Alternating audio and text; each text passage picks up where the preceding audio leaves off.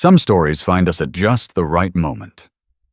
This is one of those tales about two people who had every reason to give up on life, yet somehow found their way back to each other and to themselves. It is set in the summer of 1887 on a small ranch in the frontier West, where the land was hard but honest, and where a person's word still meant something. I wrote this for folks like you and me, those of us who understand that real love is not about grand gestures or pretty words. It is about showing up, day after day, even when your heart is heavy. It is about the quiet courage it takes to trust again after you have been hurt. So settle into your favorite chair, pour yourself a cup of coffee, and let me tell you about Silas West and the woman who arrived on the evening stage. The stagecoach was late. Silas West had been standing on the depot platform for 2 hours, though he would not have admitted it to anyone. He had positioned himself near the corner post where he could watch the road without looking like he was watching. His hat sat lower than usual, shadowing his face. Twice he walked to the water barrel and drank from the tin cup, though he was not thirsty. The depot clerk, a thin man with spectacles and ink-stained fingers, had stopped asking if Silas needed anything. Some men did not invite conversation. Silas West was one of them. The sun dropped toward the western hills, painting the sky in shades of copper and rust. Silas pulled his pocket watch from his vest, his grandfather's watch. The one thing he had not sold or lost during the bad years. 6:30. The stage should have arrived at 4. He touched the scar on his left wrist without thinking about it, an old habit. The raised tissue was hidden beneath his shirt cuff, but his fingers knew exactly where it was. A cloud of dust appeared on the horizon. Silas straightened.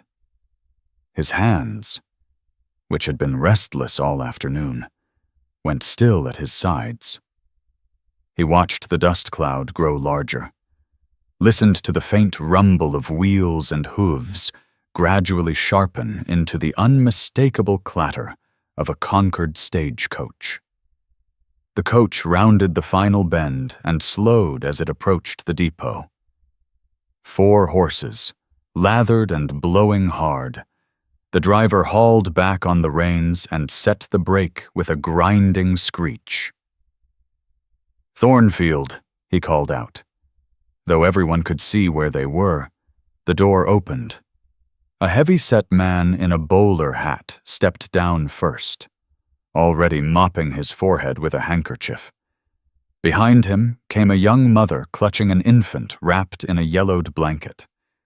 The baby was crying, had probably been crying for miles, judging by the mother's exhausted face. Silas waited. A long moment passed. The driver climbed down and began untying luggage from the roof. The depot clerk emerged to collect the mail pouch. The heavy-set man was already walking toward the saloon across the street. Then she appeared. A woman in a faded calico dress, patches visible at both elbows where the fabric had worn through and been mended. Her hair was dark, pulled back in a simple bun, though several strands had escaped during the long journey and now framed her face. She was thinner than her photograph had suggested, the photograph that had arrived 3 months ago with her letter agreeing to his proposal. She carried one bag, a battered carpet bag made of cracked leather, clutched against her stomach with both hands. Silas removed his hat. "Mrs. Vasquez." She looked up. Her eyes met his for exactly 1 heartbeat before sliding away to focus on something past his shoulder. "Mr. West." Her voice was flat, careful, the voice of someone who had learned not to expect much. "Long ride," Silas said. "You must be tired." I reckon I'm used to it. He reached for her bag. She did not release it. I can carry my own things. Mr. West? Yes, ma'am. I expect you can. He let his hand drop, gestured toward the buckboard wagon tied at the hitching post, where his horse stood waiting with the patience of an animal that had learned not to expect much either. Wagon's over here. Ranch is about an hour out. She nodded and walked past him, her worn boots raising small puffs of dust with each step. Silas watched her for a moment, the rigid set of her shoulders, the way her knuckles whitened around the carpetbag handle. He had seen men carry their belongings like that. Men in prison. Men who knew that everything they owned could be taken at any moment. He put his hat back on and followed her to the wagon. The ride was quiet. Silas pointed out landmarks as they passed the creek that marked the eastern boundary of his land, the old cottonwood tree that had been struck by lightning 3 summers back but refused to die, the spot where he had found a wolf den last spring. Elena nodded at each one. She did not ask questions. She did not look at him. The sun continued its descent, turning the endless grass into a sea of gold and amber.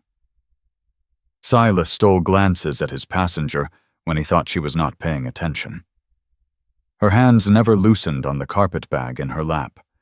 Her jaw was set in a way that spoke of long practice. He noticed the way her eyes moved, constantly scanning the horizon, checking the road behind them, returning to watch his hands on the reins, the eyes of someone who had learned to watch for danger. That's the place, he said finally. As they crested a small rise, the ranch spread out below them in the fading light, a cabin of weathered pine, smoke curling from the stone chimney, a barn that needed painting, a vegetable garden gone wild with neglect, split-rail fences marking out paddocks for horses he did not yet own, small, worn, but standing. It ain't much, Silas heard himself say. But the roof don't leak, mostly. She turned to look at him, then really look at him. For the first time since stepping off the stagecoach, her eyes moved across his face, down to the collar of his shirt where another scar was visible, then back up to meet his gaze. I've seen worse. Mr. West. It was not a compliment, but it was not a rejection either.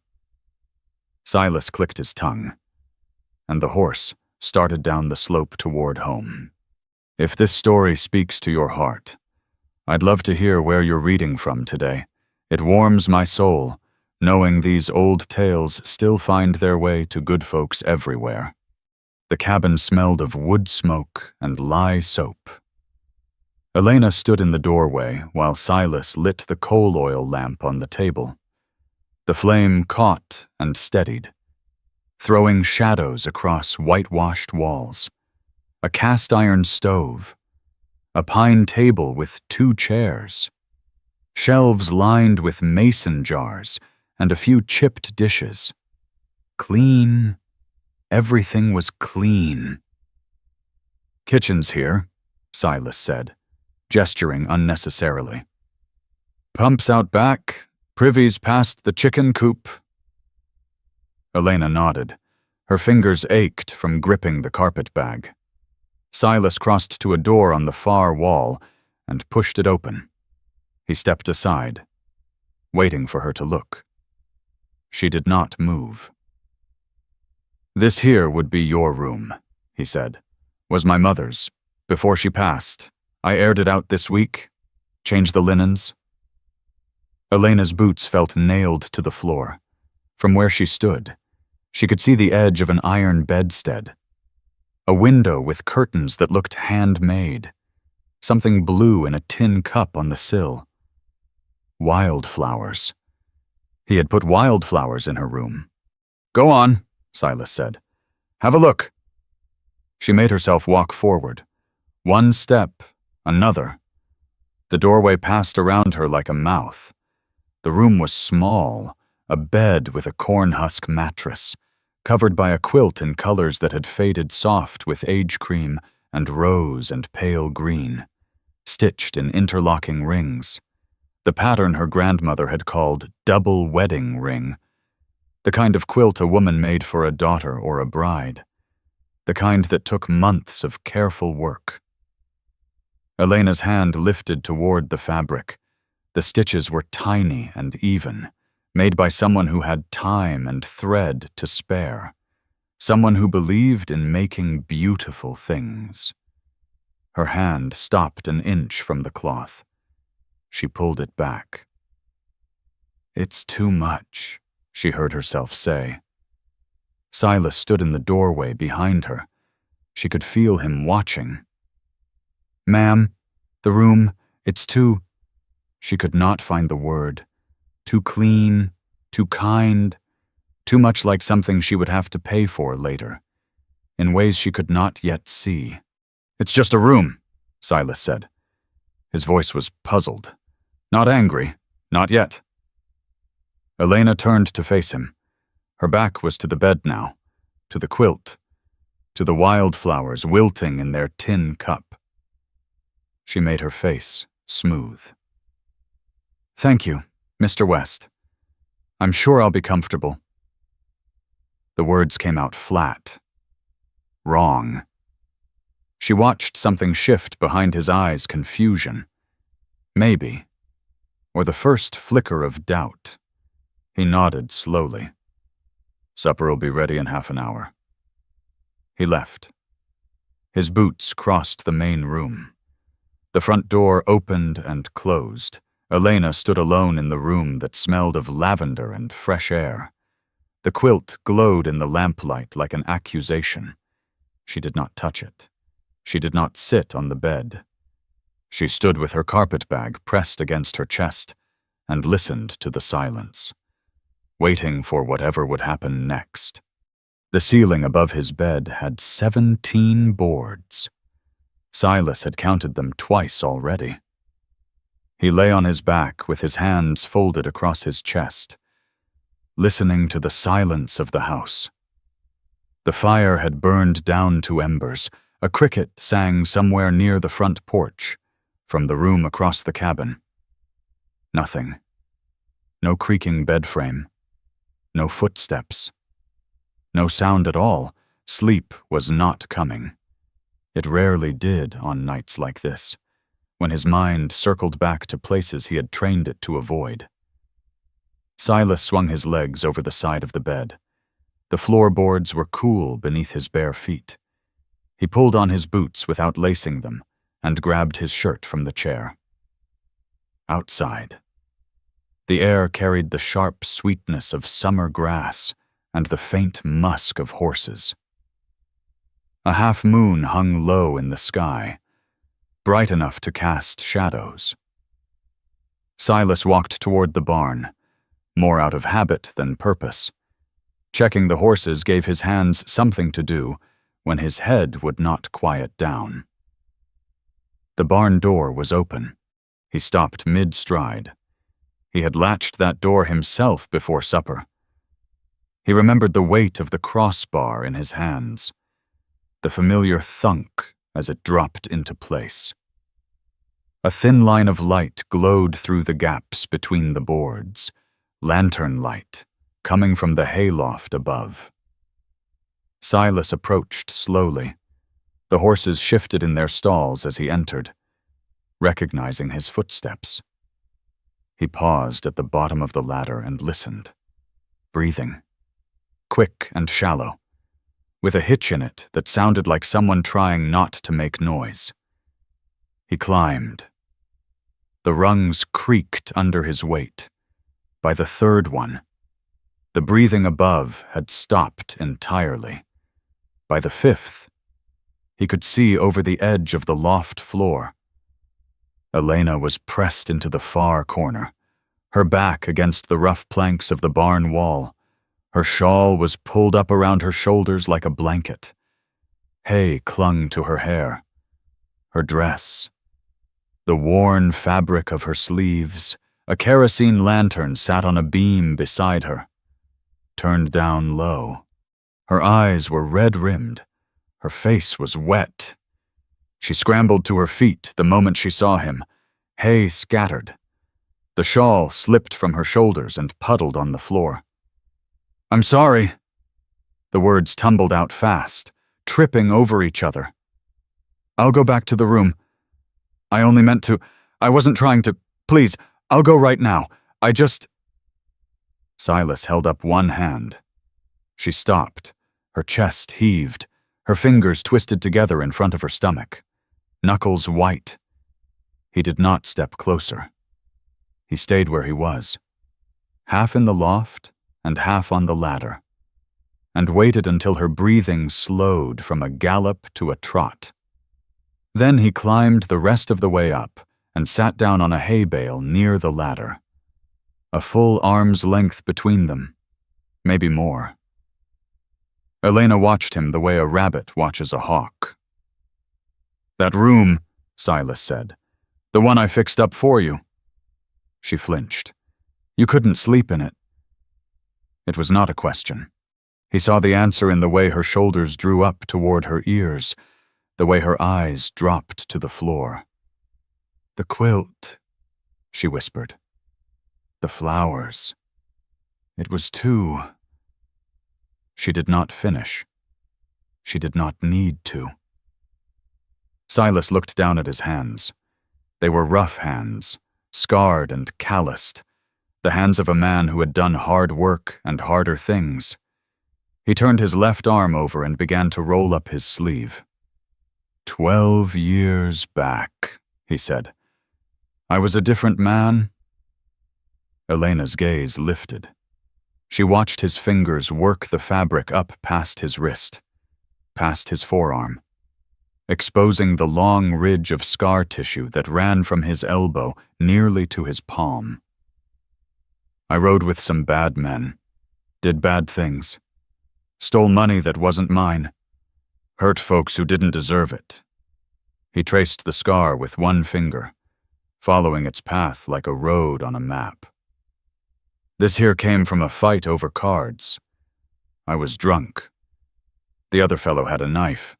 By the time it was over, he couldn't walk right anymore, and I had this to remember him by.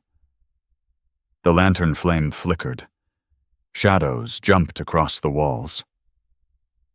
I spent 2 years in a territorial prison. When I got out, I had nothing. No family that would claim me, no friends, no place to go. Silas let his sleeve fall back down. I came out here because there wasn't nobody to remember what I'd been. I could start over, be someone my grandfather wouldn't have spit on. He looked up. Elena had not moved. Her hands were still clasped together, but the white had faded from her knuckles. I don't know what you're running from, Silas said. I don't know what happened to you before you got on that stagecoach, and I ain't asking. That's your business, not mine. He stood, brushed hay from his trousers. But I figure you ought to know something. He met her eyes and held them. Around here, nobody's got the right to judge nobody. Not me, not you, not the horses or the chickens or the good Lord above. Whatever you did or didn't do before you came here, it don't matter none. You understand? Elena stared at him. Her lips parted, but no words came out. Silas walked to the ladder and put one foot on the top rung. That room's yours, he said. The quilt, the flowers. All of it. You don't owe me nothing for it. It's just a room. He climbed down without looking back. His boots found the barn floor. He walked past the horses, through the open door, out into the moonlight, behind him, in the hayloft. He heard Elena sink back down into the hay. He did not hear her cry, but he did not hear her leave. Either. Silas stood outside the barn for a long time, looking up at the stars, wondering what kind of life could make a woman afraid of clean sheets and wildflowers. Light crept through the window. Elena opened her eyes to unfamiliar walls. White, clean, the smell of lavender and old wood.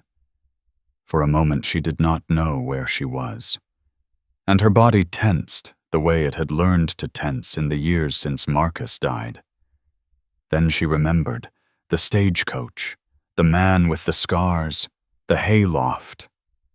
She was lying on the bed. The quilt was pulled up to her chin. She did not remember walking back to this room. She did not remember lying down. But here she was, and the pillow beneath her head was soft, and through the window she could see the pink edge of dawn spreading across the sky. Elena sat up slowly. Her dress was wrinkled from sleeping in it. Hay still clung to her hair. She picked out the pieces one by one and let them fall to the floor. Something caught her eye. A blue enamel pitcher sat on the floor just inside her door. Steam rose from it in thin curls. Beside it, a clean cloth folded into a square. She had not heard him put it there. Elena stood and walked to the pitcher. The water was warm. She dipped her fingers in and watched the ripples spread outward, distorting her reflection on the surface. He had heated water for her, carried it to her door, left it without knocking, without asking for thanks, without making her feel like she owed him something. She washed her face. The cloth smelled like plain soap. Nothing fancy. When she was done, she looked at herself in the small mirror hanging on the wall. The same face she had seen for 32 years. Tired, thin. But the eyes that looked back at her were different somehow. She could not name what had changed. The smell of coffee reached her before she opened the door. Silas stood at the stove with his back to her, pouring boiling water into a tin pot. Coffee grounds floated on the surface. He stirred them down with a wooden spoon and set the pot aside to steep. "Morning," he said without turning around. "Good morning. Mr. West?" He glanced over his shoulder. His eyes moved across her face, checking for something. Whatever he found there, it seemed to satisfy him. He turned back to the stove. "Coffee'll be ready in a minute. There's bread on the table. Butter's in the crock." Elena sat down. The chair scraped against the floor. The bread was coarse and brown, the kind that stuck to your ribs. She cut a slice and spread butter on it with a knife that had a chip in the handle. Silas brought the coffee pot to the table and poured 2 cups. The liquid was black as tar and smelled like it had been brewed by someone who valued strength over taste. Elena took a sip. Her throat burned. Her eyes watered. She took another sip. "It's good," she said. Silas looked at her.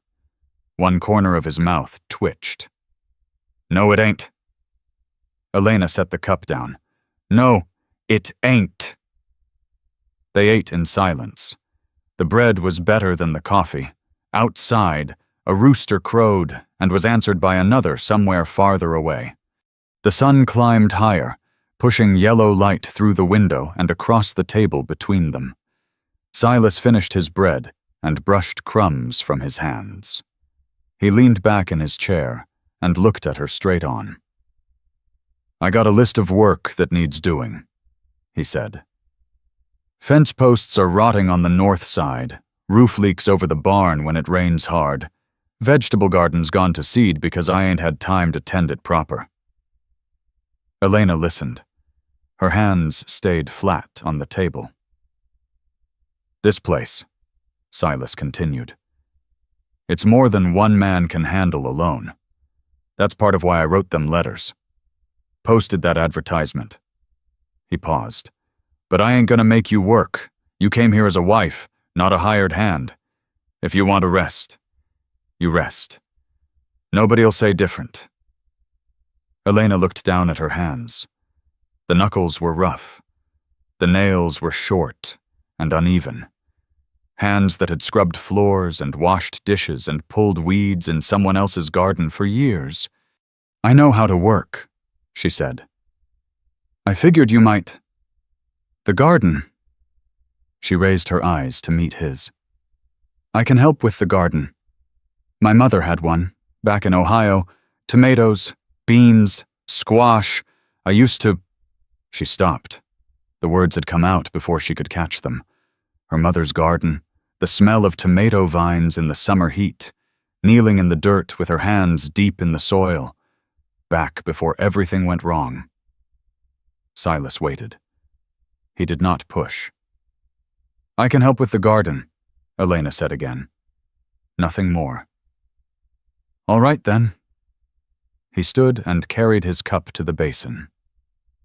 Elena watched him rinse it out and set it on the shelf. His movements were unhurried, deliberate. The movements of a man who had learned patience the hard way. The garden was worse than she had expected. Weeds had taken over everything. The lettuce had bolted and gone to flower. Tall stalks with bitter leaves that no one would want to eat. Wild onions pushed up between the rows. The fence that was supposed to keep out rabbits had fallen down in 2 places. Silas handed her a pair of gloves that were too big for her hands. She put them on anyway. They worked side by side. Elena pulled weeds. Silas pulled weeds. Neither of them spoke. The sun rose higher, and the heat settled in, heavy and close. Sweat dripped down Elena's back, soaking into the fabric of her dress. She did not mind. This was something she understood. Dirt, roots, the satisfying resistance of a weed coming loose from the ground. Her hands knew what to do even when her mind did not. An hour passed. Maybe 2. The pile of pulled weeds grew into a small mountain at the edge of the plot. Elena straightened up to stretch her back. Her fingers were brown with soil. She looked at the dirt beneath her nails, at the lines in her palms filled with earth. The corners of her mouth moved. Not quite a smile, but close. My mother used to say. She stopped herself again. Silas kept pulling weeds. He did not look up. He did not ask. The silence stretched between them. But it was a different kind of silence now. Not the heavy silence of the wagon ride or the careful silence of the supper table. This was the silence of 2 people working toward the same purpose. 2 people who did not need to fill the air with words. Elena knelt back down and grabbed another handful of weeds. "She used to say you could tell a lot about a person by how they tended a garden," she said quietly. "Whether they had patience, whether they could wait for things to grow." Silas pulled a stubborn root from the ground, shook the dirt from it. "Sounds like a wise woman." "She was." Elena did not say anything more. Silas did not ask.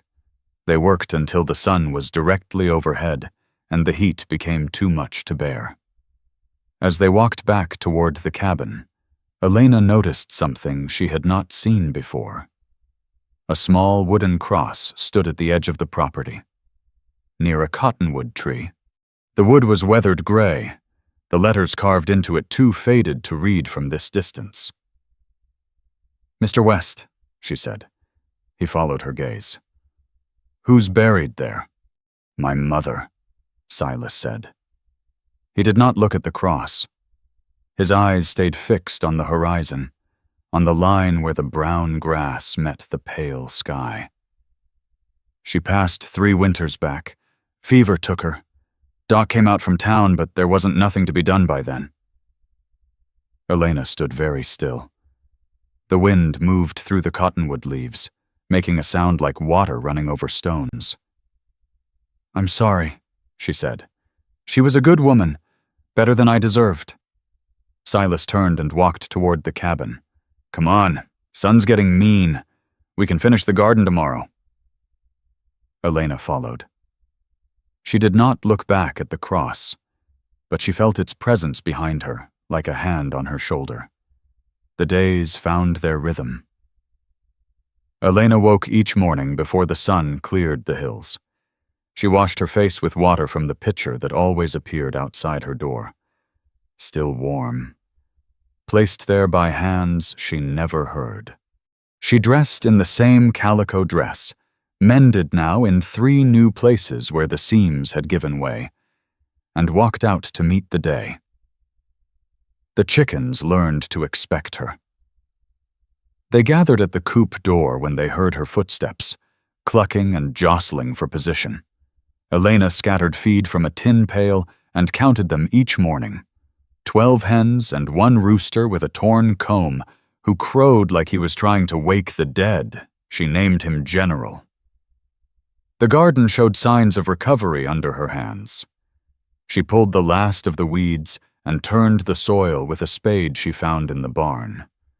The corn Silas had planted back in spring was already knee-high and climbing toward the summer sun. She tended it alongside the new seeds she had pressed into the dark earth beans. Squash. Tomatoes from yellowed packets she discovered in a kitchen drawer. The packets were old, but when she covered the seeds over, something in her chest loosened a little. Silas worked the heavier jobs. He replaced rotted fence posts on the north pasture, digging holes in the hard ground and setting new cedar poles that smelled sharp and clean. He patched the barn roof with salvaged shingles, climbing up and down the ladder a dozen times a day. He fed and watered the horses, brushed their coats until they shone, picked stones from their hooves with a patience that surprised her. They ate together. Breakfast at dawn, supper at dusk. The meals were simple salt pork, beans, cornbread, whatever vegetables Elena could coax from the recovering garden. They did not talk much, but the silence had changed. It was no longer the silence of strangers measuring each other. It was the silence of 2 people who had run out of things to prove. On the 5th day, Elena found the cookbook. It was tucked in the back of a cabinet, behind a stack of old newspapers and a broken clock. The cover was stained and the spine was cracked, but the pages inside were still readable. Handwritten notes filled the margins in a neat, slanted script. Add more salt than recipe calls for. Thomas likes it that way. Don't use the iron skillet, for this ruins the taste. Mama's version was better, but I can't remember what she did different. Elena ran her fingers over the words. Thomas. That must have been Silas's father, the man he never mentioned. She turned to a page marked with a ribbon. Biscuits. The recipe looked simple enough. Flour, lard, buttermilk, a pinch of salt. Elena gathered the ingredients and set to work. The dough was too dry. She added more buttermilk. Then it was too wet. She added more flour. By the time she got the consistency right, her arms ached from kneading, and there was flour in her hair and on her nose and dusted across the front of her dress. She cut the biscuits into rounds and put them in the oven. When Silas came in for supper, Elena set the plate on the table between them. The biscuits were brown on the outside, almost black on the bottom. She had scraped off the worst of it with a knife, but they still looked like something that had survived a fire. Silas picked one up, tapped it against the edge of his plate. It made a sound like a rock hitting wood. He bit into it anyway. Elena watched him chew, and chew, and chew some more. His jaw worked like he was trying to break down granite. "They're terrible," she said. He swallowed with visible effort, reached for another one. "They're tolerable. Mr. West, they could break a window." "I've eaten worse." He bit into the second biscuit. "Prison food would have killed a man faster than these." Elena stared at him. He kept chewing, his face perfectly straight. Then his mouth twitched. Just a little. Just at the corner. She felt something bubble up in her chest. Something she had not felt in so long she almost did not recognize it. She pressed her lips together, looked down at her plate. The bubbling feeling pushed harder. A sound escaped her. Half cough, half something else. Silas looked up. His eyebrows rose. Elena covered her mouth with her hand. Her shoulders shook. The sound came again, louder this time, and she could not stop it. She was laughing. It felt strange in her throat. Rusty and unused, like a door that had been closed too long. But it came anyway, spilling out of her in short bursts that she could not control. Silas set down his biscuit. He watched her laugh with an expression she could not read. Then the corner of his mouth twitched again, and he shook his head slowly. "Woman," he said, "you just insulted your own cooking worse than I ever could." Elena laughed harder. Tears pricked at her eyes. She wiped them away with the back of her hand and took a shaky breath. "Tomorrow," she said. "Tomorrow I'll try again. I'll be here." The next week, Silas taught her to mend fences. They stood in the north pasture with the sun beating down on their backs. Silas held a post-hole digger, demonstrating the motion: lift, plunge, twist, pull.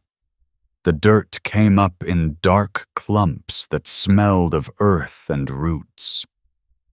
"You try," he said. Elena took the digger. The handles were worn smooth from use, polished by years of palms gripping them just like this.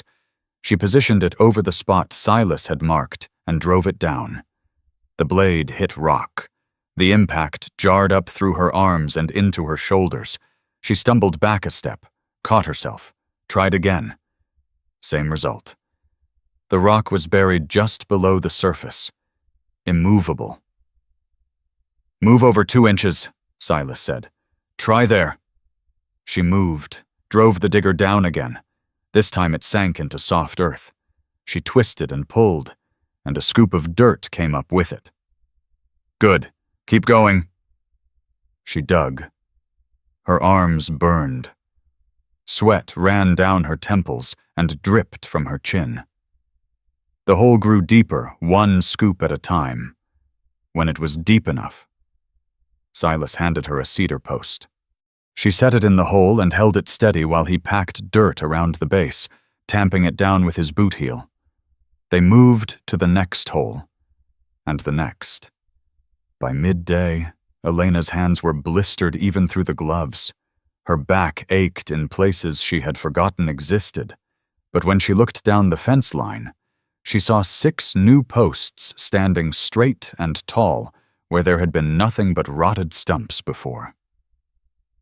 "Not bad," Silas said. He was looking at the fence, not at her. "For a first try, the posts are stubborn. Posts are easy. It's the ground that fights you." Elena peeled off her gloves and examined her palms. Red welts were forming at the base of each finger. They would hurt worse tomorrow. "Like some men I've met," she said quietly. Silas turned to look at her. Something shifted in his expression, surprise. Maybe. Or amusement. "Did you just compare me to a fence post?" "I compared you to the ground." "That's worse." "Yes, it is." Ayrton held her gaze for a long moment. Then he bent down and picked up the post-hole digger, slinging it over his shoulder. Come on, Mrs. Vasquez. Ground ain't getting any softer standing here talking about it. That evening, Silas sat on the porch in the rocking chair that had belonged to his mother. The chair creaked with each slow rock, a rhythm as steady as a heartbeat. Elena sat on the top step, her arms wrapped around her knees. The sun was sinking behind the hills, painting the sky in shades of orange and pink and deep purple. Fireflies had begun to blink in the tall grass near the garden, tiny lights appearing and disappearing like thoughts half-formed. Silas reached into his pocket and pulled out something small. A harmonica. The brass plates were tarnished and one corner was dented, but when he raised it to his lips and blew, sound came out, the wrong sound. Elena winced. The note was sour, warbling, like a cat with its tail caught in a door. Silas tried again. Different holes this time. The result was no better. A melody attempted to form and collapsed almost immediately into a jumble of discordant squeaks. He lowered the harmonica and frowned at it. "Belonged to my grandfather," he said. "He could play anything on this thing. Hymns, dance tunes, songs I never learned the names of. Made it look easy." He raised it again. Blew. The sound that emerged was somehow worse than before. Elena's shoulders began to shake. Silas stopped playing. He looked at her. She was pressing her hand over her mouth again, the way she had at supper with the biscuits. Her eyes were squeezed shut. Small sounds escaped between her fingers. "You laughing at me, Mrs. Vasquez?" She nodded. She could not help it. Silas looked at the harmonica in his hand, then back at her. "I reckon I deserve it." He turned the instrument over, examining it like it had betrayed him personally. "Fool thing never did like me much." Elena lowered her hand. The laughter faded, but something warm remained in its place, glowing in her chest like an ember. "How long you been trying to learn? 20 years. Give or take. Maybe you ought to try something else." "Probably." He put the harmonica back in his pocket. "But I'm stubborn. Like the ground." The fireflies blinked. The rocking chair creaked. Somewhere in the barn, one of the horses stamped and blew. Silas leaned back and looked up at the sky, where the first stars were beginning to appear. "I don't know what I'm doing," he said. "With that harmonica, with this ranch, with any of it." Elena watched his profile against the darkening sky, the strong line of his jaw, the scars that disappeared beneath his collar. "Neither do I," she said. "But the fence is straighter than it was." He turned to look at her. The rocking chair went still. Neither of them spoke. The fireflies rose and fell in the gathering dusk, and the silence between them was not empty anymore. Then, from somewhere down the road, came the distant sound of hoofbeats approaching. Silas stood. The rider passed without stopping. Silas stood on the porch watching the dark shape disappear down the road toward town, just a silhouette against the fading light. A stranger. Probably. Someone passing through on the way to somewhere else. He sat back down. The rocking chair creaked. Elena released a breath she had not realized she was holding. "Expecting someone?" Silas asked. "No." He nodded and did not ask anything more. The next morning, Silas hitched the buckboard for a trip to town.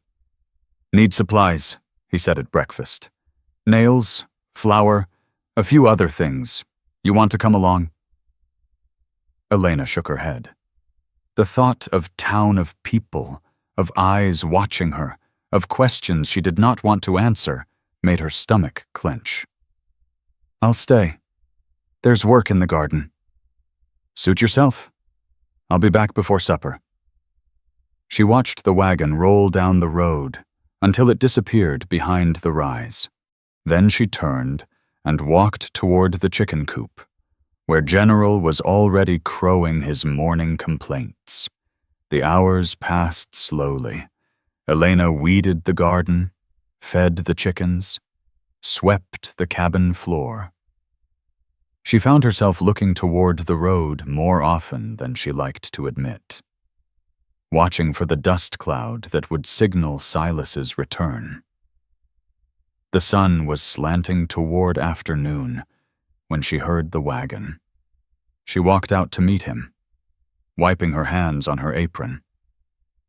Silas pulled up near the barn and climbed down, moving stiffly the way he did when he had been sitting too long. "Got everything on the list," he said.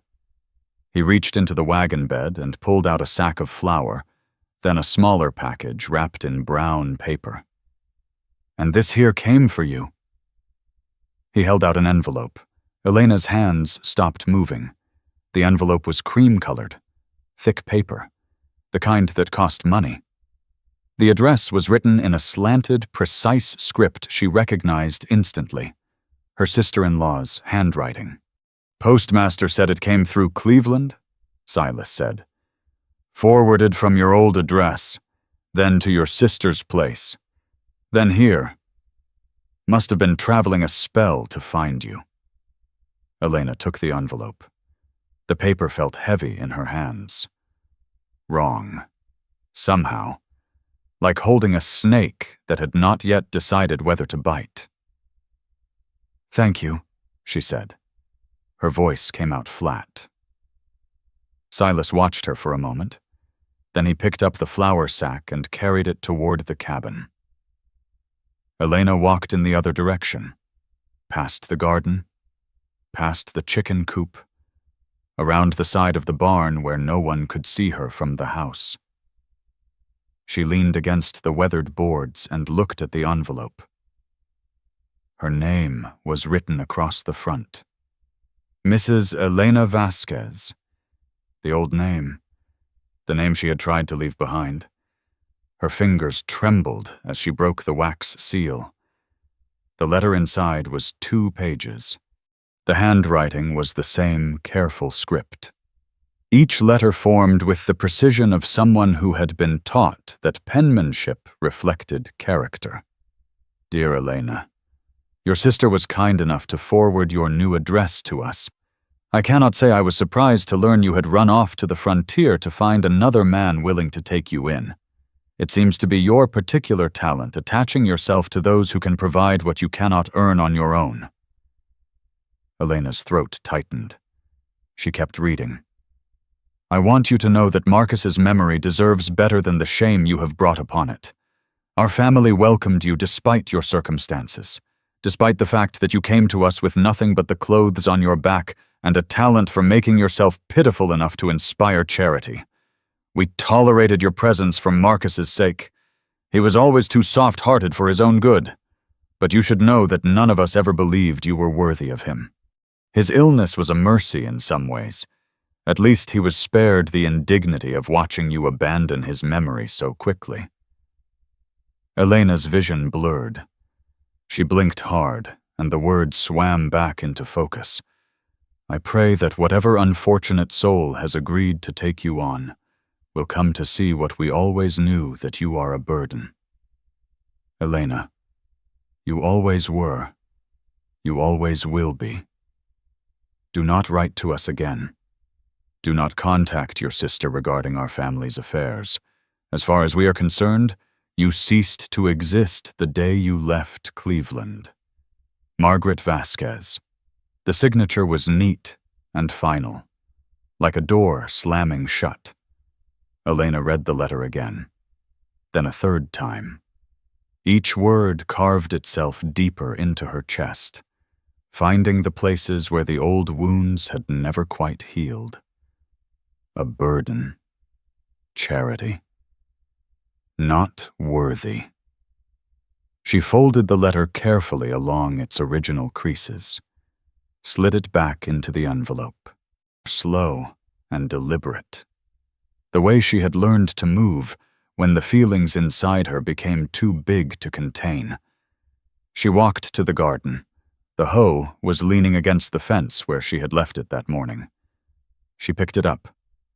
The handle was rough under her palms, the wood worn smooth in some places and splintered in others. She started digging. Not weeding, not cultivating. Digging. The blade bit into the earth and turned it over in dark, heavy clumps. She swung again, and again. The impact jarred up through her arms and into her shoulders. But she did not stop. The tears came without warning. No sobs. No sounds. Just water streaming down her face while she attacked the ground like it had done her a personal wrong. She dug until her arms burned, until her back screamed, until the neat rows she had worked so hard to create were torn apart. The soil churned into chaos. She did not hear Silas approach. "Elena." She froze. The hoe hung in the air, poised for another strike. Her chest heaved. Sweat and tears mingled on her face, dripping from her chin. Silas stood at the edge of the garden. He was not looking at the mess she had made. He was looking at her. He did not ask what had happened. He did not ask to see the letter. He walked into the garden, mud sucking at his boots, and picked up the spare hoe from where it lay beside the fence. Then he started digging beside her. The sound of 2 blades striking earth filled the silence. Rise, fall, turn, rise again. The rhythm steadied something inside Elena's chest. She swung the hoe.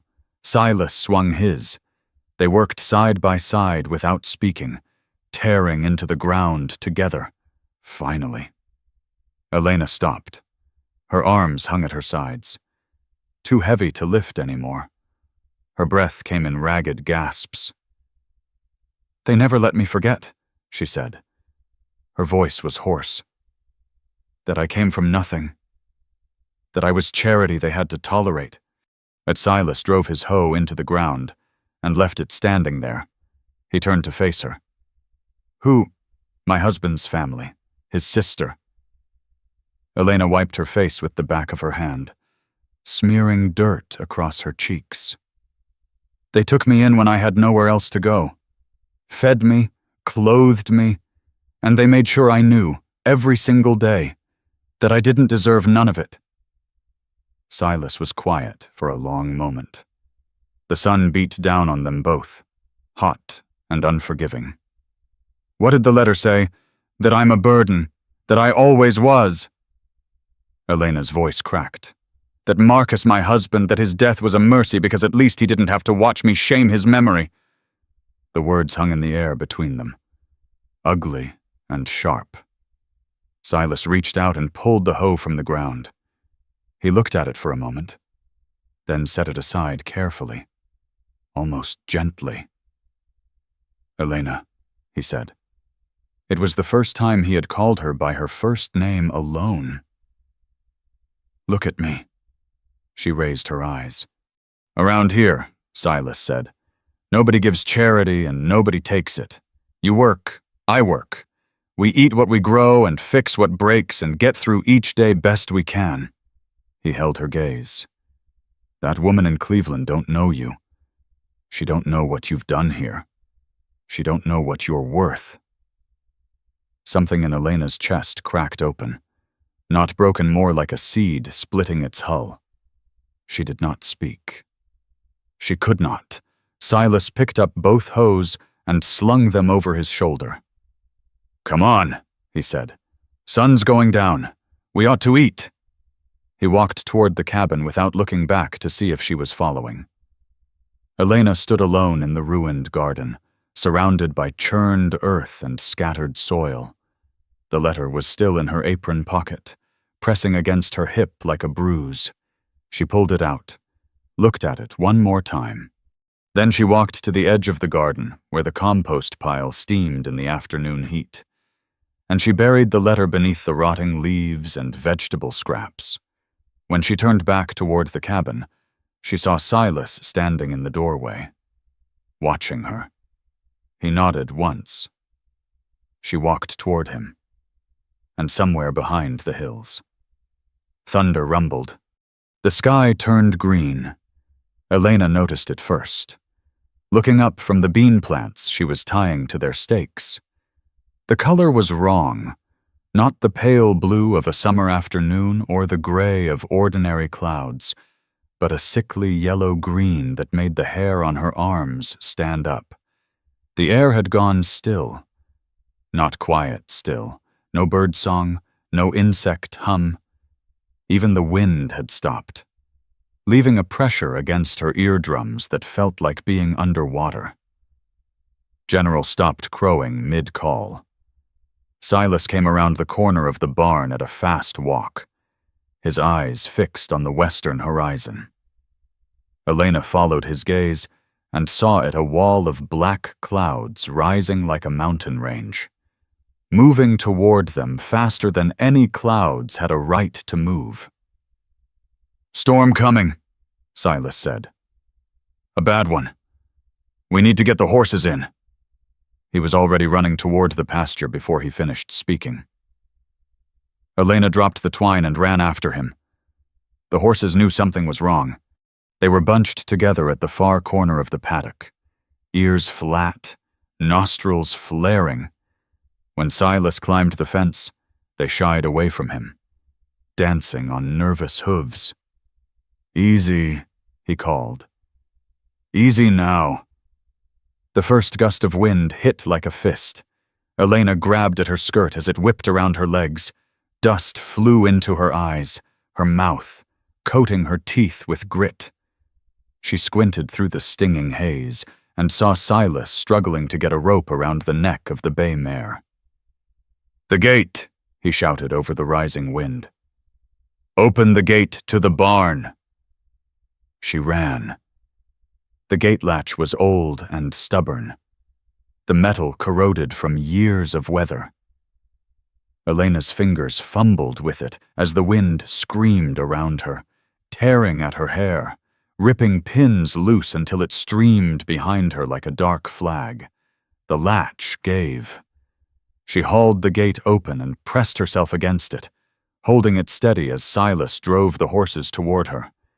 They came at a gallop, wild-eyed and snorting. Elena felt the ground shake under their hooves. The first horse, the old gray gelding, thundered past her close enough that she felt the heat of his body. Then the bay mare. Then the spotted one Silas called Paint. Lightning split the sky. The crack of thunder came so fast it was almost simultaneous, a sound so loud Elena felt it in her chest. The rain arrived in the same instant, not drops but sheets, walls of water that turned the world into a blur of gray and brown. Elena could not see Silas. "Mr. West." The wind swallowed her voice. She stumbled toward the barn, one hand shielding her face from the stinging rain. Her boots slipped in mud that had not existed 30 seconds ago. She found him inside the barn, fighting to close the big doors against the wind. The horses were screaming in their stalls, kicking at the wooden walls.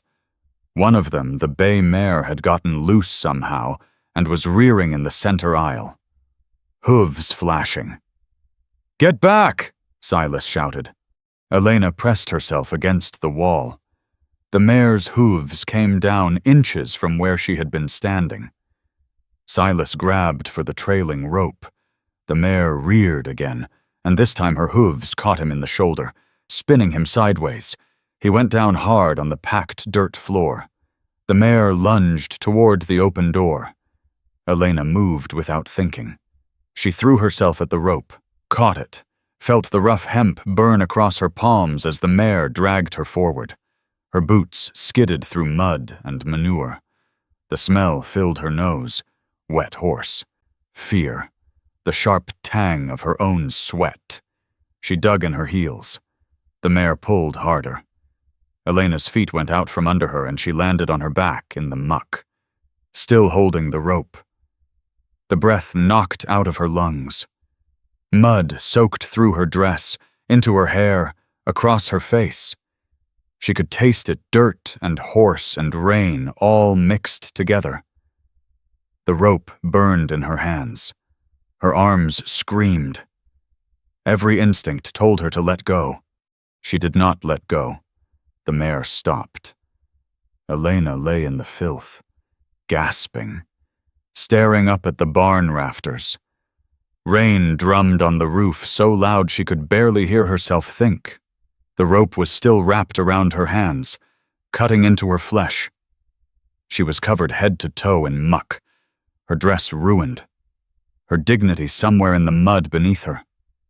Slowly, carefully, she got to her knees, then to her feet. The mare stood trembling, head hanging, the fight gone out of her. "Easy," Elena whispered. Her voice shook. "Easy, girl. It's all right." She led the mare back to her stall and latched the door with fingers that would not stop trembling. Only then did she turn to look for Silas. He was sitting up, one hand pressed to his shoulder. His face was pale beneath the dirt and stubble. "You hurt?" He shook his head. "Just a knock. You—" Elena looked down at herself. Her dress was soaked through and plastered to her body. Mud covered her from shoulder to hem in her hair, on her face, under her fingernails. Her hands were raw and bleeding where the rope had torn the skin. She looked like something the creek had spit out, something even the pigs would turn their noses up at. She started to laugh. It came out broken at first, more like a sob. But then Silas was laughing too, a rough, scraped sound that mixed with hers and filled the barn while the storm raged outside. They secured the horses and the doors. They stumbled through the rain to the cabin, their boots sinking ankle-deep in mud with every step.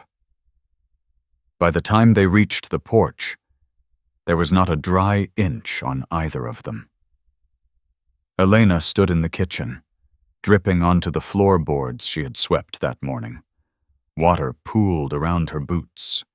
Her teeth chattered. She caught sight of herself in the small mirror by the door, hair matted with mud. Face streaked with dirt, dress clinging to her like a second skin. She looked away. Silas knelt by the stove and coaxed the embers back to life, adding kindling until flames caught and held. He stood and pulled 2 blankets from the cedar chest by the wall, handing one to Elena without a word. She wrapped it around her shoulders. The wool scratched against her wet skin, but the warmth was worth it. "Coffee?" she asked. "Please." She filled the pot and set it on the stove. Her hands moved automatically, measuring grounds, adding water, finding cups. Normal motions in a night that had been anything but. They sat across from each other at the table, wrapped in their separate blankets, drinking coffee that was too hot and too strong. Rain hammered the roof. Wind howled around the corners of the cabin, searching for a way in. Elena lifted her cup and took a sip. Silas watched her over the rim of his own cup. The fire cast shifting shadows across his face. "You did good out there," he said. "With the mare. She almost trampled us both. But she didn't. Because you held on." Elena looked down at her hands. The rope burns were red and angry against her pale skin. Tomorrow they would hurt worse.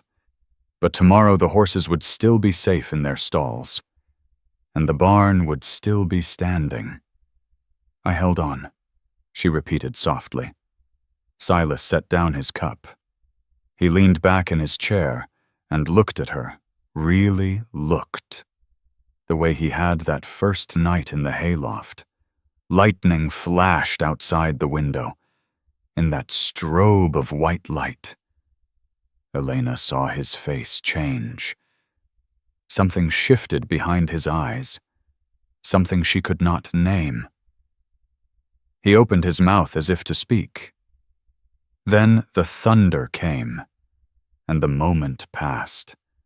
But the way he had looked at her that stayed, and Elena found herself wondering, for the first time, what it would mean if she let herself look back. The corn stood taller than Elena's head.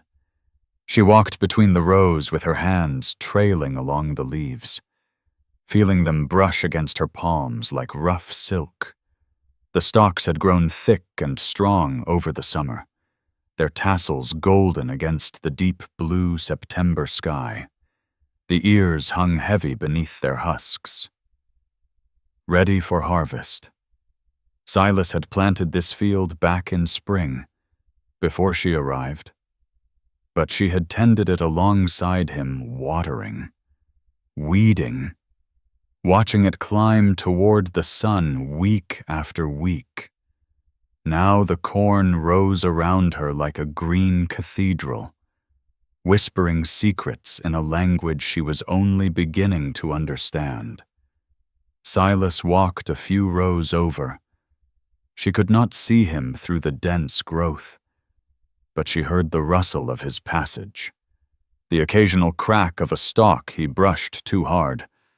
They were checking the crop, looking for signs of rot or pest damage, making sure the ears were filling out properly.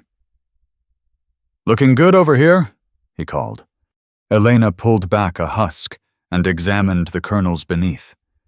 They were fat and yellow, packed tight against each other in neat rows. She let the husk fall back into place and moved on. The field ended at a split-rail fence that marked the boundary between cultivated land and open prairie. Elena reached it first and leaned against the top rail. Looking out at the grass that stretched toward the horizon in endless waves of gold and brown, Silas emerged from the corn a moment later. He stopped beside her, close enough that she could feel the heat radiating from his body. The sun had darkened his skin over the summer, deepening the lines around his eyes and turning his forearms the color of old leather. Neither of them spoke. The wind moved through the corn behind them, making the leaves rattle and hiss. Silas reached into his pocket. Elena watched his hand disappear beneath the worn fabric of his vest. When it came out again, it was holding something small, something blue. A ribbon. Elena stared at it. The color was the deep, clear blue of a summer sky, the fabric smooth and shiny satin. Maybe, or something close to it. The kind of ribbon a woman might wear in her hair on Sundays, the kind of ribbon that cost real money at the general store. "I bought this a while back," Silas said. His voice was rough. "That day I went to town for supplies. I saw it in the window and I thought..." He stopped. His jaw worked like he was chewing on words that would not come out right. "I've been carrying it around for weeks now, like a fool." He turned the ribbon over in his fingers. "Kept telling myself I'd find the right time to give it to you. Kept finding reasons why it wasn't the right time yet." He held it out to her. The ribbon dangled from his fingers, twisting slightly in the breeze. Elena did not take it. She looked at the ribbon, then at his face, then back at the ribbon again. Her hands stayed at her sides, gripping the fence rail so hard her knuckles ached. "Why?" she asked. Silas frowned. "Why what? Why would you buy me something like this?" She heard the edge in her own voice and could not smooth it away. "What do you want in return?" The question hung between them, sharp and ugly. Elena hated the sound of it, the suspicion, the fear, but she could not stop the words from coming. I don't understand what you want from me. Mr. West? I cook your meals, I tend your garden, I work beside you every day, and you give me a room I couldn't bring myself to sleep in, and flowers I was afraid to touch, and now this. She gestured at the ribbon. This thing I didn't ask for, and don't deserve. Her voice cracked on the last word. Silas lowered his hand. The ribbon hung limp at his side. You think this is payment, he said quietly. For services rendered. What else would it be? A gift. Elena, just a gift. Folks don't give gifts without expecting something. Some folks do. Elena laughed. It was not a nice sound. Not in my experience. Silas turned to face her fully. His eyes searched her face with an intensity that made her want to look away. What happened to you? He asked. Before you came here. What did they do to make you think kindness always comes with a price? Elena's throat closed up. She tried to swallow and could not. The letter, she heard herself say. The one from Marcus's sister. Silas waited. She wrote that I was a burden, that I came from nothing and would never be nothing more than what I was. Elena's hands were shaking now. She pressed them harder against the fence rail. She wrote that my husband's family only tolerated me because Marcus was too soft-hearted to see what I really was. She wrote that his death was a mercy, that at least he was spared the shame of watching me drag his name through the dirt. The words poured out of her like water from a cracked jug. She could not stop them. For 5 years I lived in that house. I cleaned their floors and washed their clothes and cooked their meals and said thank you for every scrap they threw me. And every single day, every single one, they found new ways to remind me that I didn't belong, that I was charity, that I ought to be grateful they didn't put me out on the street. Her voice was raw now, scraped thin. When Marcus died, I thought maybe it would get better, maybe without him there. They'd see me as something other than the poor relation they were stuck with. But it only got worse. They blamed me for his death, said I'd worn him down, taken too much from him, drained the life out of him with my neediness. She was crying. She had not realized it until she felt the tears dripping from her chin. So I ran. I answered an advertisement in a newspaper, and I got on a stagecoach, and I came here to marry a stranger because anything at all was better than staying in that house one more day. She turned to face Silas. Her eyes were swollen. Her nose was running. She looked nothing like the composed woman who had stepped off the stage 2 months ago. And now you stand here offering me ribbons and telling me I don't owe you nothing. And I want to believe you. I want to believe it so bad it hurts, but I don't know how. Silas did not move. He stood there with the ribbon in his hand and the sun on his face, and he listened to every word she said without interrupting.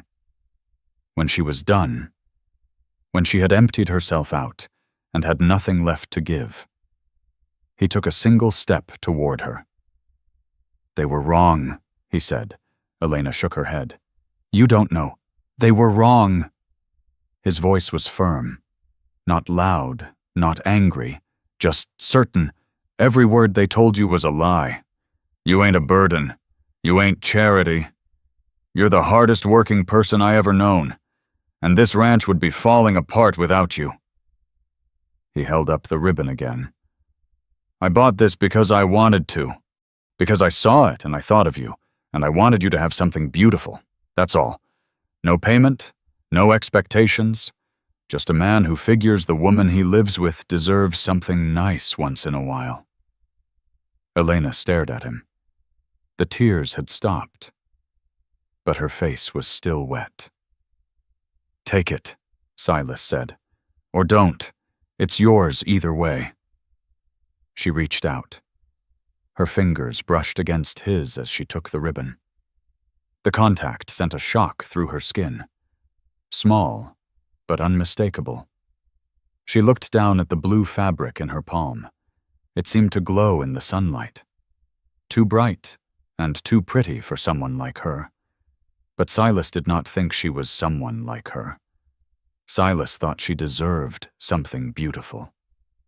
Elena raised her hands and gathered her hair at the nape of her neck. She wound the ribbon around once, twice, and tied it in a simple bow. The satin was cool and smooth against her skin. She turned to face him. "I want to stay," she said. The words came out unsteady at first, then stronger. "Not because I got nowhere else to go. Not because you feed me or give me a roof over my head."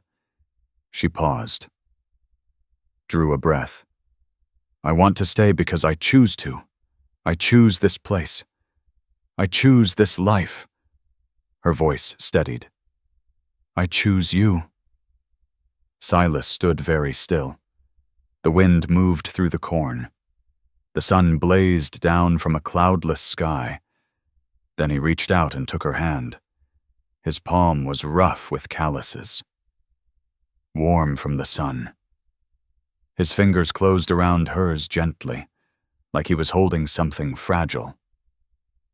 "Then stay," he said.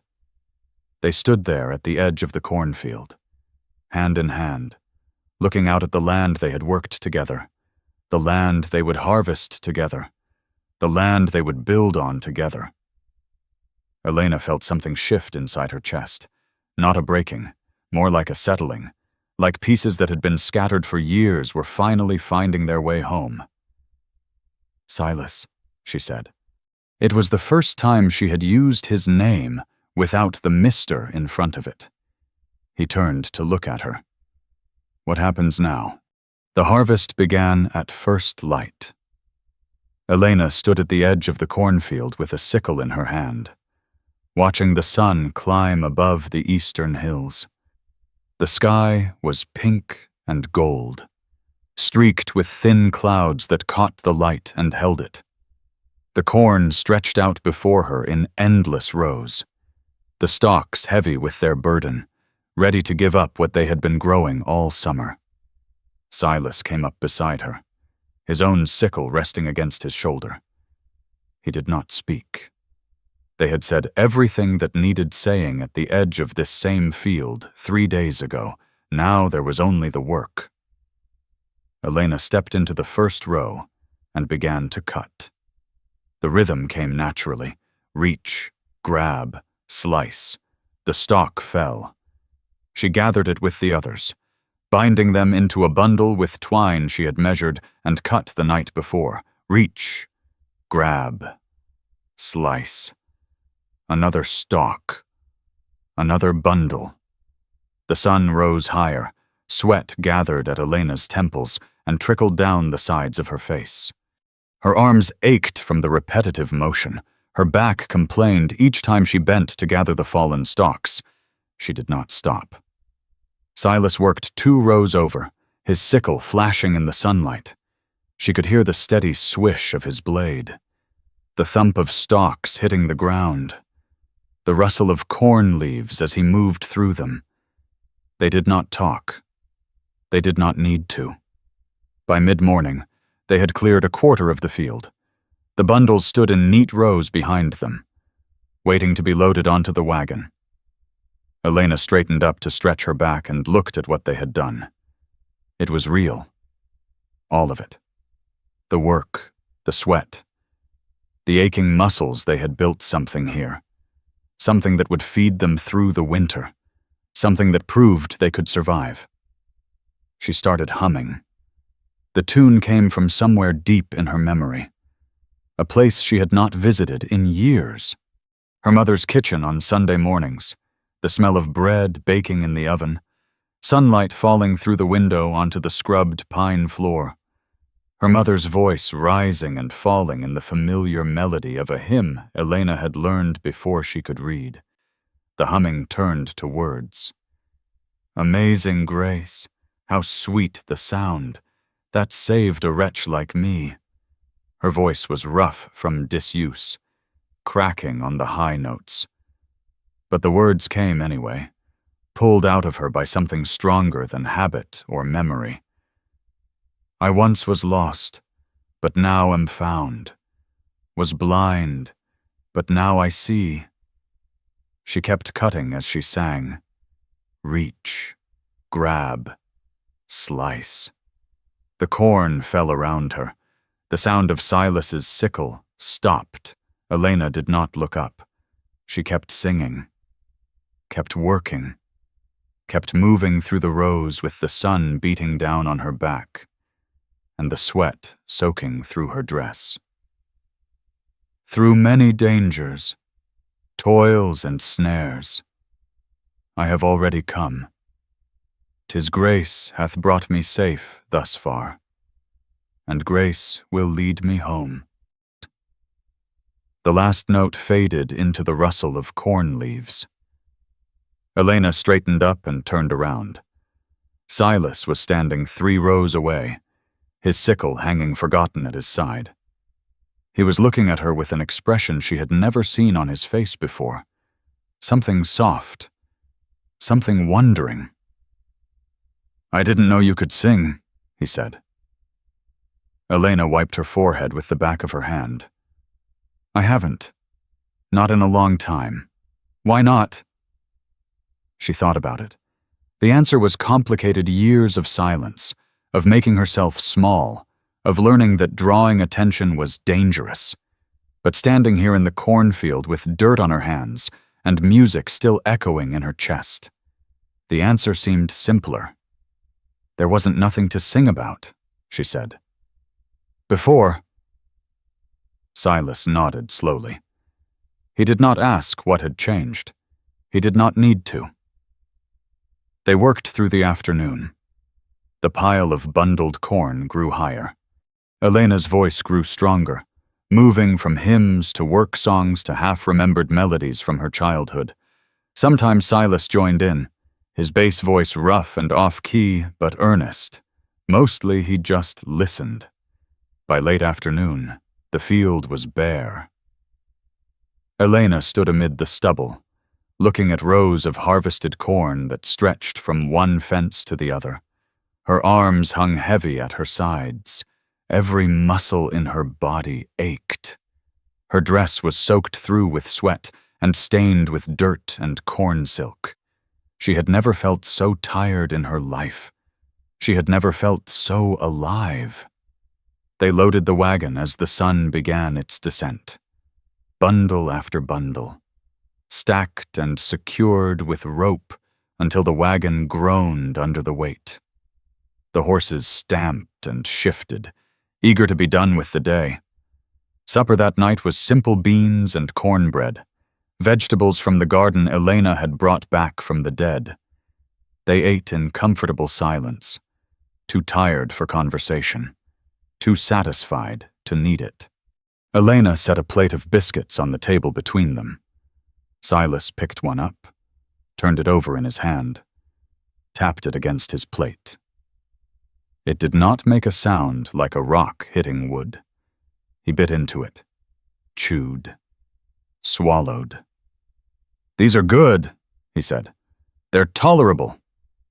No. He reached for another one. They're good.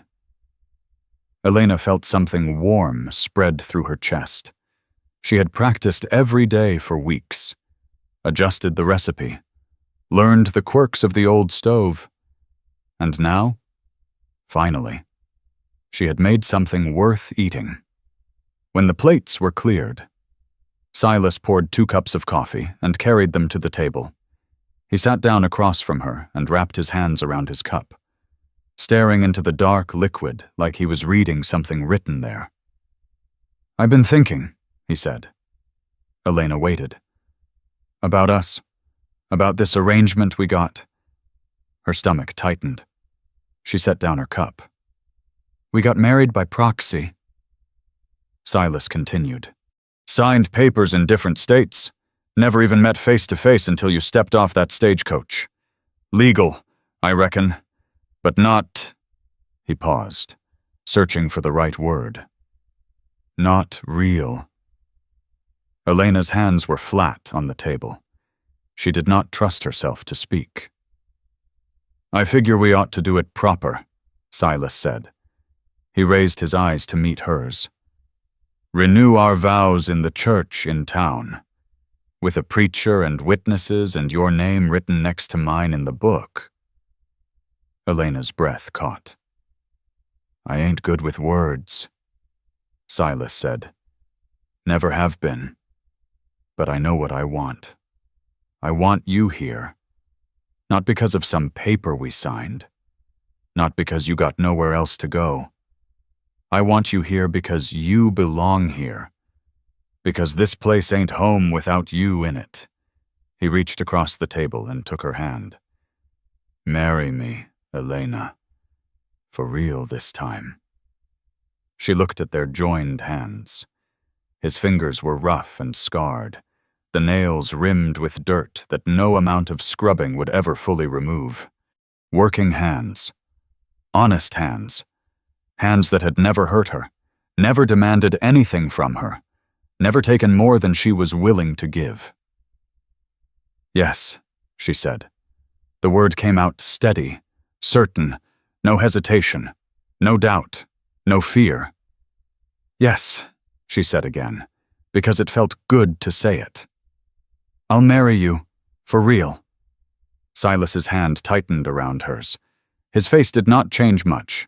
He was not a man given to dramatic expressions, but something shifted in his eyes. Something warm and deep that she recognized, because she felt it too.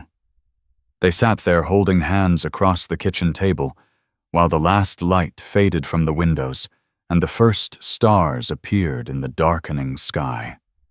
That night, Elena slept in her room with the quilt pulled up to her chin, and the blue ribbon coiled on the nightstand beside her.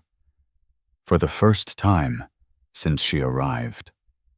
She did not dream of Cleveland or Margaret's letter or the years of silence and shame. She dreamed of corn growing in summer light, of a man's rough hand holding hers, of a home that was finally, truly hers. She woke before dawn. The cabin was quiet. The fire had burned down to embers in the stove. Elena wrapped a shawl around her shoulders and padded to the kitchen in bare feet, moving softly so as not to wake Silas. But he was already up. She found him on the front porch, leaning against the railing with a tin cup in his hands. Steam rose from the coffee in thin curls. He was looking east, toward the line of hills where the sky was just beginning to lighten. Couldn't sleep, she asked. Wanted to see the sunrise. She moved to stand next to him at the railing. He handed her his cup without being asked. She took a sip, strong and bitter, the way he always made it, and handed it back. The sky turned from black to purple to pink. The first edge of the sun appeared above the hills, painting everything in shades of gold. Elena looked out at the land that stretched before them, the harvested field with its neat rows of stubble, the garden where squash and beans were still ripening on the vine, the barn, the chicken coop, the fence line they had mended together, the small wooden cross beneath the cottonwood tree where Silas's mother slept. All of it touched by the rising sun, all of it theirs. She leaned her shoulder against Silas's arm. He did not pull away. They stood there together as the sun climbed higher and the light spread across the prairie. The coffee grew cold in the cup between them, somewhere in the barn. General began his morning crowing, and the horses stamped in their stalls, ready for another day. Elena thought about the woman who had stepped off the stagecoach 2 months ago. The woman with the battered carpetbag, and the careful eyes and the heart so bruised she was afraid to touch a clean quilt. That woman seemed like a stranger now. Someone she had known once, a long time ago, in a life that belonged to somebody else. She was not that woman anymore. She was Elena West, wife, partner, farmer. She had planted seeds and pulled weeds and mended fences. She had laughed at burnt biscuits and bad harmonica playing. She had held a terrified horse steady in a storm and buried a poisonous letter in a compost pile.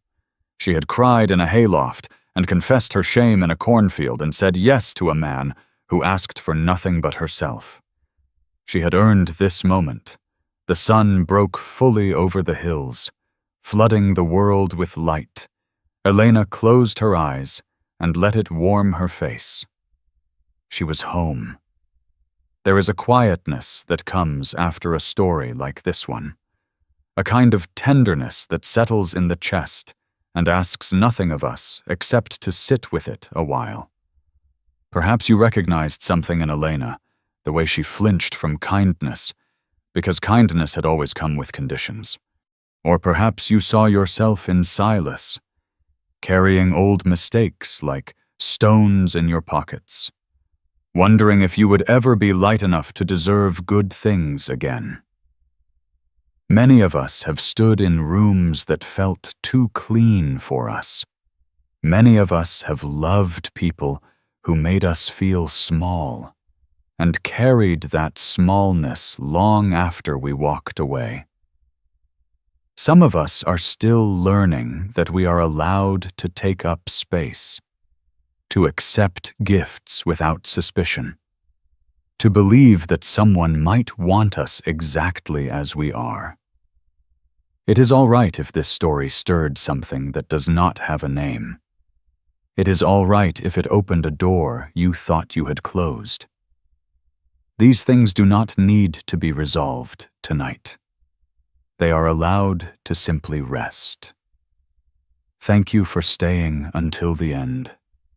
It has been my honor to share this quiet hour with you.